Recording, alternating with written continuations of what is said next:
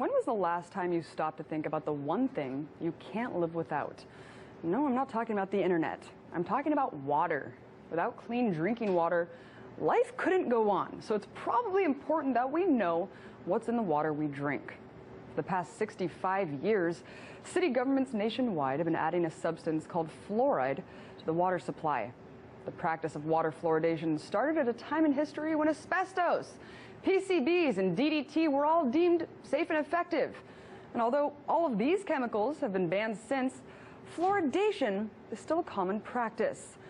However, it's uniquely American. The U.S. has more people drinking fluoridated water than the rest of the world combined. In fact, most industrialized nations do not fluoridate their water, including Japan and 97% of Europe. So what exactly is it that we're ingesting? Well, it's not the same fluoride that's in your toothpaste. What's being added to municipal water supplies is a fluorine compound called hydrofluorosilicic acid, and it's a byproduct from the phosphate fertilizer industry. Yes, you heard me right. Let me break this down for you. Gaseous fluoride is produced during fertilizer production. Now, it used to go straight into the atmosphere from these factories, but presently, filtration devices are used to contain the toxic chemicals, and what's extracted from the filters is then condensed into a water-based solution, which is packaged unrefined and sold to city governments for the purpose of water fluoridation. So how did this all start? Well, interestingly, in 1944, the American Dental Association themselves published that it was not worth the health risk to fluoridate water supplies. Too bad no one heeded their warning, because the very next year, Grand Rapids, Michigan became the first community to fluoridate. And what happened next would not have been possible without a push from the aluminum industry, which was looking for a way to safely discard their fluoride pollution and waste. In 1947, Oscar Ewing, a paid attorney for Alcoa, the biggest aluminum company in the U.S., was picked to oversee the Public Health Service, which is now known as the Department of Health and Human Services. He then made clear his lingering ties to the aluminum industry by promoting water fluoridation as one of the first official policies of the department.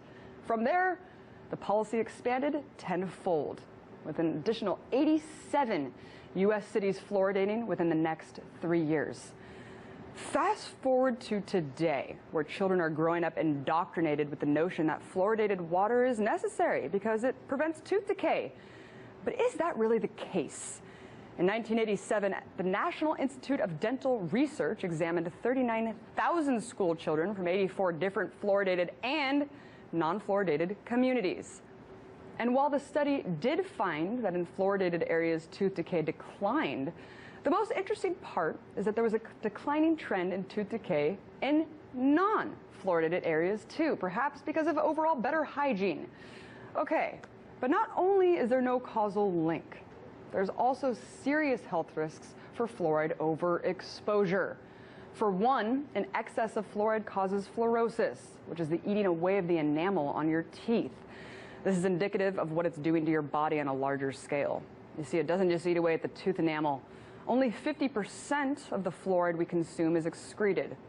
The rest is absorbed throughout our bodies, our pineal glands, and our bones. In fact, an alarming study by the U.S. Public Health Service, which was later confirmed by Harvard Medical School, found that a deadly type of bone cancer called osteosarcoma was significantly higher in fluoridated communities than in non-fluoridated communities. However, the most distressing findings come from 18 studies done worldwide, showing a substantial lowering of IQ in overly fluoridated areas. And there are many more adverse effects than just those. Not to mention that the FDA admits that fluoride is a drug, not a nutrient. Multiple ethical codes are being violated here by forcing us to ingest this drug. Look, let's call it like it is. Water fluoridation has nothing to do with said benefits. Think about it. We're already getting our fair share of this substance through the dentist and the toothpaste we use every day. And what about the processed foods we're already eating and drinking on a daily basis? We get more than enough. So the argument that we need to ingest this substance as well is baseless. Look, guys, no matter what you think about fluoride, the real issue here is having a choice. No chemical, no matter what its alleged benefits are, should be forced upon the public without their consent.